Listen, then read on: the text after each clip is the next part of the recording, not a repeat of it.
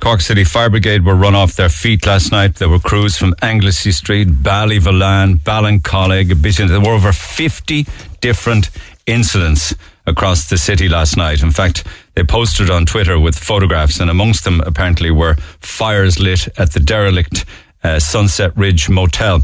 In fact, the Echo this morning says that the fire service was out from early afternoon right into the early hours of this morning because of the bonfires across the city. Fire services, Gardaí as well. They said there was an awful lot of fires on Tuesday in the run-up to bonfire night as well. So we had a couple of days of it, and unfortunately, I think a lot of them were lit by kids, and particularly the one I believe that was reported from the Sunset Ridge area. I worry about things like Sunset Ridge, like when you think of what happened to Vernon Mount. I mean, Vernon Mount's a lot more historically important, I suppose, but nonetheless, when you have derelict buildings, people tend to set them on fire, and a lot of those involved, apparently, certainly with the Sunset Ridge, were kids. And I was fascinated with an article that made the papers over the past couple of days. It was in the Echo, and that was Sally Hanlon, who's the Director of Support After Crime Services of Anglesey Street, and she was talking primarily about children as young as 8 or 9 getting involved in criminal activity. This comes on the back of the Chief Super Barry McPolan talking about children as young as 8 or 9 drunk in the city, and asking the questions about, do their parents not know where they are, and would their parents ever please cop on? So I was fascinated about that, and Sally joins me by phone. Sally, good morning. Good morning, Neil. You know, in the cases of criminal activity amongst children as young as, say, 8 or 9, as you talk about, damaging people's property, theft, robbery stuff, are there any consequences at all for children of that age with regards to the law? No? Very little. Very little. What can be done with them, Neil? You're not going to put them into a place of detention. What other way? I wouldn't want to see them going into a place of detention. But I would like that if there was kids who are out there doing this, that their parents or guardians are made responsible for the damage they caused. Yeah. And that's financially responsible. Yeah. To their victims. And because this is because you are actually dealing with people who have been victims of serious criminal offences by minors, who are coming into you and finding that actually, because they're underage, they get away with the crime scot-free, is it? Well, yes, and it's I suppose when damage is done and or stuff stolen or whatever, that the people, when they realise the age of those who are doing it, they're astounded, they're frustrated, they're annoyed, because they know there's very little that can be done, and there's no way of getting them to compensate or restore the harm they have done. Yeah. I mean, I do know that the juvenile liaison officers work with the children. But again, being a mother myself and a grandmother, you look at children of 8 or 9, they have their mind isn't developed enough to know the impact they're causing. It's a bit of fun. And they don't know, so therefore there are no consequences. Yeah. You know, we had a lady who had... I was going to ask you, what kind of activity are we talking about? Yeah, we're talking about material damage to cars and to houses, breaking windows, breaking windows and cars, scratching cars deliberately, a theft, robbery, you could call it, I suppose, snatching handbags or purses. So, like, it and the snatching of the handbags and the purses, would that be in a city area, in suburban areas, in shopping malls and walking down the street kind of stuff, is it? Yes, possibly walking down the street or walking near their home. But should their parents, after they've robbed a handbag or a wallet, should their parents must see them going around with lots of money, surely? That's the point. But maybe they conceal it from the parents then, that they're cute enough to do that. But like, any parent should know where their children are, who they're with, and have a curfew on them, and be responsible. You bring them into the world, and the onus is on you to look after all the aspects of their life. But so they're not criminally responsible until 16, is it? That's right. Yeah. And up until then, they probably know that really they're not going to get into any trouble. And the chances are their parents don't, by and large, give a damn, right? Well, it does appear to be that way, yeah. I mean, I had a lady on the phone the other day, extremely distressed by a 6-year-old. 6? From 6, yeah. 6? Is it 6? Is it just a little bit up from a baby, like? Yeah. And the foul and filthy language that was put to that woman by a 6-year-old. I couldn't repeat it.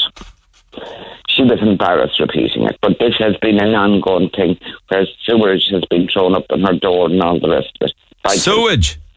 Yeah. By a 6-year-old? Well, maybe not that 6-year-old, but a little older. Why are they targeting people like that? Do they call this fun? Well, I think that they think they're playing with the big boys, maybe. You know, they have to see it somewhere. They have to somewhere. I mean, going back some time ago, youngsters, young boys in particular, were being used to gain entry to a house where there'd be a small window open. They'd be put in to get in to do the burglary with older people. Yeah. And they'd get in and open the door. Yeah. I haven't heard too much of that recently, but it is the damage. So, like, the victim is left with the consequences of paying to repair. If they're in a council house, the council won't do it. So it comes back to the person who's affected again to pick up the pieces. Yeah. Are you aware that there seems to be more gangland activity now, and you're saying that the younger generation are looking to the older teens and they want to be like them, and they're mimicking them and copying them. They see the gang activity. They see this kind of bravado of the gang, and they want part of that, is it? Oh, they want to be like those, yeah. They're possibly in all of them. I want to belong to them.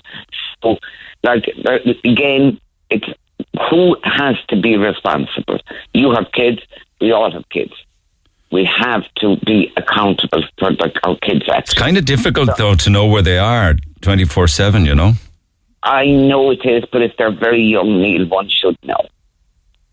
You know, if they're under 10, 12, even under 14, one should know. And know who they're with. And maybe encourage their friends to come into the house, to their own house, to get to know them. And you won't be long sussing out then what's happening. So if you want the parents of these terrors to be held accountable, in what way? Is it financially, or for them to be before the courts, or what? Very few of them before the courts. But, I mean, if a crime is reported, maybe that, I don't know if the guards can do it or not, but even if the parents were to pay back some amount to the affected person on a weekly basis, it needn't be a lot, it could be what they can afford, but at least the person affected would feel there's a goodwill gesture happening. Do you spend much time in the city, like walking around the city by day, or indeed of an evening? No, I don't need. Is there a particular reason for that? Do you feel unsafe? No, it's just I finish work and I come home. But to be honest with you, from how I see the city at the moment, it's a little bit frightening. There are so many drunks and druggies hanging around, and you'd be afraid to look left or right. Yeah. You know, and I've heard that from other people too. Yeah. And when children go in now, even including my own grandchildren, I'm terrified that they'll come home safely. So you're dealing with people who are victims of crime these days, more and more victims of crime at the hands of those who are too young to prosecute. That's very, very worrying and sad, I have to say. Isn't it? Isn't it just? Yeah. And I think that's what annoys or fascinates, what proper word to put it, astonishes, I suppose, those who are affected, that children of that age would be capable of doing this and getting away with it. You know, like they look back probably to their childhood, and if they saw a guard, they'd be terrified. Whereas these don't seem to care. There's no respect. And the chances of them then growing up to commit even further crime is fairly high too, isn't it? I would imagine so. I would imagine. If they're not taught a lesson of right and wrong. Well, then, sure, if they get away with it on a continual basis, there's nothing wrong with it. Okay. Can I remind people, if they have been victims of crime in the past, that your organisation is available for them, Support After Crime Services on Anglesey Street? How can they get in touch? They can get in touch by emailing us or by phoning at 021 43 20555 or emailing us at info@supportaftercrimeservices, all one word. Okay. Thanks, Sally. Thanks for taking the call as always. Sally Hanlon, Support After Crime Services on Anglesey Street on 4320555. Neil Prendeville, the voice of Cork. Weekdays 9 to 12. Cork's Red FM. Red FM.